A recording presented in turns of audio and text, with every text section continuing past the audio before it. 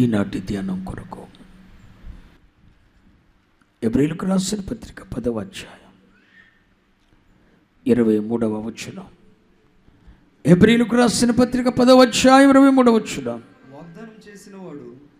వాగ్దానం చేసినవాడు నమ్మదగినవాడు. వాగ్దానము చేసినవాడు నమ్మదగినవాడు గనుక. ఎవరు అందరూ అన్నమాట. వాగ్దానము చేసినవాడు అనండి. వాగ్దానం చేసినవాడు నమ్మదగినవాడు గనుక మన నిరీక్షణ విషయమై మనము ఒప్పుకొనినది నిశ్చలముగా పట్టుకొందుము. ఏంటి? వాగ్దానం చేసినవాడు ఎవరు? నమ్మదగినవాడు. వాగ్దానము చేసినవాడు నమ్మదగినవాడు కనుక మన నిరీక్షణ విషయమై. ఏంటి మన నిరీక్షణ? ఏంటి? ప్రభువు నాకు వాగ్దానం చేశాడు, అది నా జీవితంలో నెరవేర్చబడుతుంది. నా పిల్లలకి వాగ్దానం ఉంది, అది నెరవేర్చబడుతుంది. నాకు దేవుడి మాట ఇచ్చాడు, అది నెరవేర్చబడుతుంది. ఒక వాగ్దానం ఉంది, ఆ వాగ్దానం చేసిన వాడు నమ్మదగిన వాడు కనుక మన నిరీక్షణ కూడా అదే, అది నెరవేర్పు మనం చూస్తాం అన్న ఒక నిరీక్షణ ఉంది. కాబట్టి వాగ్దానం చేసిన వాడు నమ్మదగిన వాడు కనుక మన నిరీక్షణ విషయమై, మన నిరీక్షణ ఏంటి? ఆ వాగ్దానం నెరవేర్పు పొందుతాం అన్నది నిరీక్షణ. కనుక మన నిరీక్షణ విషయమై మనం ఒప్పుకొనిన దాన్ని నిశ్చలంగా చేయబడదా? ఆ మాట మీకు అర్థమైందా? వాగ్దానం చేసిన వాడు ఎవరు? నమ్మదగినవాడు, విశ్వాసత గల దేవుడు.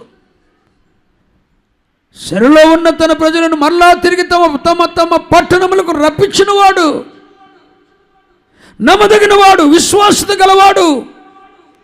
కనుక ఆయన ఏది చేస్తానని నీకు మాట ఇచ్చాడో, ఏది చేయగలడని నువ్వు నమ్ముతున్నావో, ఏది చేయగలడని నీ నోటితో ఒప్పుకుంటున్నావో అది నిశ్చలంగా పట్టుకో.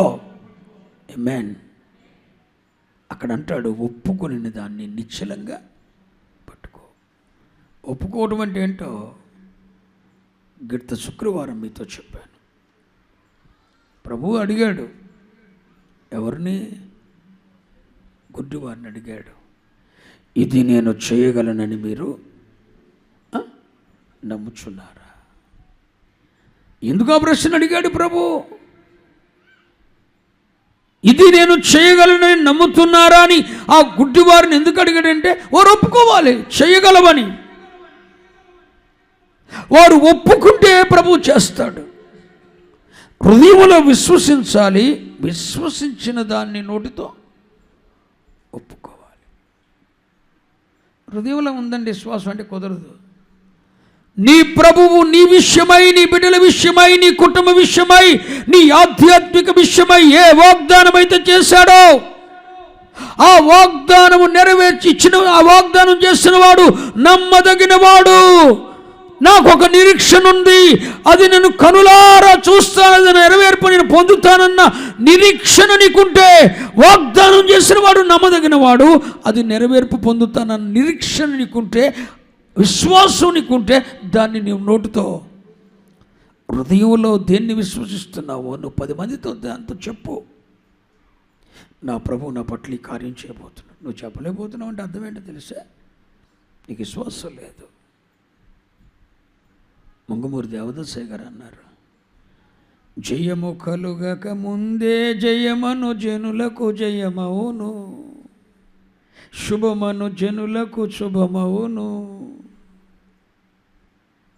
జయం కలగక మునిపే జయమని చెప్పాలి, శుభము పొందక మునిపే శుభమని చెప్పాలి. వాగ్దాన ఫలము నీ జీవితంలో ఇంకా నిజ స్వరూపము రాకమునిపే దానిని నోటితో ఒప్పుకోవాలి. హృదయంలో విశ్వసించాలి, నిరీక్షణ కలగాలి. ఆ నిరీక్షణ కలిగిన దాన్ని నిశ్చలంగా పట్టుకో. ఇది నా వాగ్దానం, ఇది నా వాగ్దానం, ఇది నా వాగ్దానం. ఇది నా దేవుడు నాతో చేశాడు, ఆయన నమ్మదగిన వాడు, నాకు ఈ నిరీక్షణ ఉంది, ఇది నెరవేర్చబడుతుందని నేను గట్టిగా పట్టుకున్నా. అని ఒప్పుకో. ఆ వాక్యం యొక్క భావం అదే. వాగ్దానం చేసిన వాడు నమ్మదగిన వాడు కనుక మన నిరీక్షణ విషయమై మనం ఒప్పుకొని దాన్ని నిశ్చలంగా పట్టుకుందామో. స్తోత్రం చెప్పండి. ఎలా పట్టుకోవాలి? నిశ్చలంగా దేన్ని పట్టుకోవాలి? మరలా వచ్చిన పెట్టినండి. వాగ్దానం చేసిన వాడు నమ్మదగిన వాడు కనుక మన నిరీక్షణ విషయమై, నిరీక్షణ అంటే ఏంటి? దేవుడు మనకు చేసినది నెరవేర్చబడుతుంది అన్నది నిరీక్షణ. ఆ నిరీక్షణ విషయమై మనం ఒప్పుకోవాలి. ఇది నువ్వు చేయగలనా? చేయగలవు. నమ్ముతున్నావా? నమ్ముతున్నాను. I believe in Christ. హృదయంలో లేకుండా మళ్ళీ నోటితో చెబితే జరగదు. హృదయం అందు విశ్వసించాలి, నోటితో ఒప్పుకోవాలి. ఒప్పుకుని దేవుడు ఇది చేయగలడని ఒప్పుకుంటావు చూసావా, అది నిశ్చలంగా పట్టుకో. నేను ఒప్పుకుంటున్నా. ఎన్నో 100 సార్లు సంగమించడం ఒప్పుకున్నాను, ప్రత్యక్షంగా ఒప్పుకున్నాను. నా దేవుడు బూదిగంతముల వరకు నా దేవుడు నాకు అప్పగించబోతున్నాడు అని నేను ఒప్పుకుంటున్నా. నా హృదయం అందు విశ్వసించాను, దాన్ని ఒప్పుకుంటున్నాను. దేవుడు దాన్ని క్రియారూపంలో చేసుకుంటూ వస్తున్నాడు. నీకు ఇవ్వబడిన వాగ్దానం చేసిన వాడు నమ్మదగిన వాడన్న విశ్వాసం నీకుంటే, నమ్మదగిన వాడు కాక ఏం చేశాడు?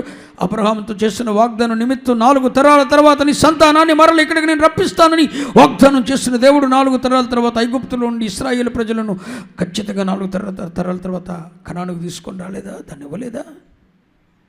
మళ్ళా కనానుకు వచ్చిన తర్వాత ఇశ్రాయేలు ప్రజలు అవిధేయులైతే వారిని బబులోను చెరకు పంపించినప్పుడు దేవుడు వాగ్దానం చేశాడు, 70 సంవత్సరాల తర్వాత మళ్ళీ తీసుకొస్తా అన్నాడు. తీసుకురాలేదా? తమ పట్టణాలకు చేర్చలేదా? ఏ విషయంలో తప్పిపోయాడు? యవనస్తుడా, నీ విషయంలో దేవుడు తప్పిపోడు. ఓ నా ప్రియ సోదరి సోదరుడా, నీ నిరీక్షణ ఏముందో, ప్రభువు నీ విషయమై ఏది చేయగలని నమ్ముతున్నావో, నిరీక్షిస్తున్నావో, ఏది చేయగలడని నిరీక్షిస్తున్నావు, ఏది చేయగలని ఒప్పుకో. దాన్ని ఒప్పుకో. నీ స్నేహితులతో ఒప్పుకో, మీ తల్లిదండ్రులతో ఒప్పుకో, నీ రక్త సంబంధికులతో ఒప్పుకో, నీ తోటి పరిచారకులతో ఒప్పుకో. నీకు కనబడిన ప్రతి విశ్వాసతో నా దేవుడి కార్యాన్ని చేయబోతున్నాడు, నేను అనుభవించబోతున్నాను. నీ నోటితో, హృదయం అందు విశ్వసించిన నోటితో ఒప్పుకో. అందుకే గుడ్డివారిని అడిగాడు, ఇది నేను చేయగలనని మీరు నమ్ముతున్నారా? నమ్ముచున్నాం ప్రభువా అన్నప్పుడు కదా చదువు సంజలేంది, ఈ బిడ్డ ఐఏఎస్ అవుద్ది అని నీవు అనుకుంటే అట జరుగుద్ది. అవును, బుర్ర తిన్నంగా పెట్టండి. సివిల్ కోర్సు ఏం చేస్తుంది అని నీవు అనుకుంటే అట జరుగుద్ది. నువ్వు చేయలేవు, నీ వల్ల కాదు, నీ దేవుడు చేయించగలడు. నీ దేవునికి సాధ్యం. ప్రభు అంటాడు, ఇది నేను చెయ్యగలను నమ్ముతున్నా. నువ్వు చేస్తావని అంటలే దేవుడు, నేను చేయగలను నమ్ముతున్నావా? నమ్ము. నమ్మిన దాన్ని, విశ్వసించిన దాన్ని నిశ్చలంగా పట్టుకో.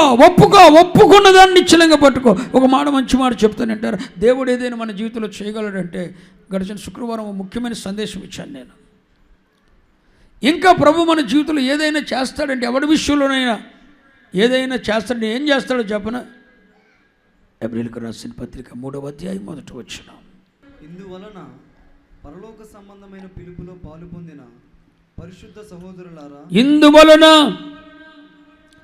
పరలోక సంబంధమైన పిలుపులో పాలు పొందిన పరిశుద్ధ సహోదరులారా, అదిగో చూడండి, మనము ఒప్పుకొనిన దానికి, అపోస్తలుడును, ఆమేన్, మనము ఒప్పుకొనిన దానికి మన దేవుడు ఒక అపోస్తలుని గాను ఒక ప్రధాన యాజకుని గాను పనిచేస్తున్నాడు. స్తోత్రం చెప్పండి, హల్లెలూయా. నువ్వు ఒప్పుకో, ఇది నా ప్రభువు చేయగలడు, నాకు వాగ్దానం చేసిన వాడు నమ్మదగిన వాడు,